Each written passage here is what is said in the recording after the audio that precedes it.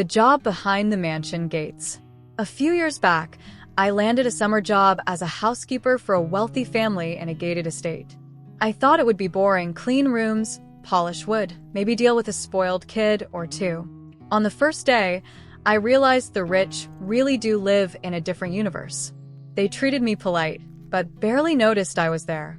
The mom would hand me a list every morning, mumble something about spare rooms I never saw, then disappear into her yoga studio. Half of the mansion was off-limits to the family. They'd lived there 5 years and still didn't know which doors led where. Once, their youngest son got lost in his own house and shouted for help from some secret staircase. I cleaned a closet that was bigger than my apartment, filled with bags they'd never opened. One time, the dad asked if I could polish the handles on the second garage. Turns out this second garage held 7 cars, one under a sheet that was actually a working submarine. The real kicker? The chef prepared separate meals for everyone, every night. If Mrs. B didn't like the smell of her husband's fish, the whole kitchen stopped what they were doing and remade everything for both.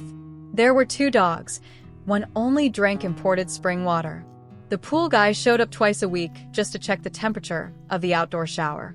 Every Friday, they held disaster drills. The family practiced escaping the house through secret passages in case of something. I had to act like it was normal. Sometimes there'd be 30 people at the table, none of whom I'd ever met before, all talking about private jets. Then everyone would vanish by sundown. By the end, I was more familiar with their house than they were. I ended up guiding the new butler on which remote opened which automatic door and where to hide the caviar in case their teenagers' friends raided the fridge.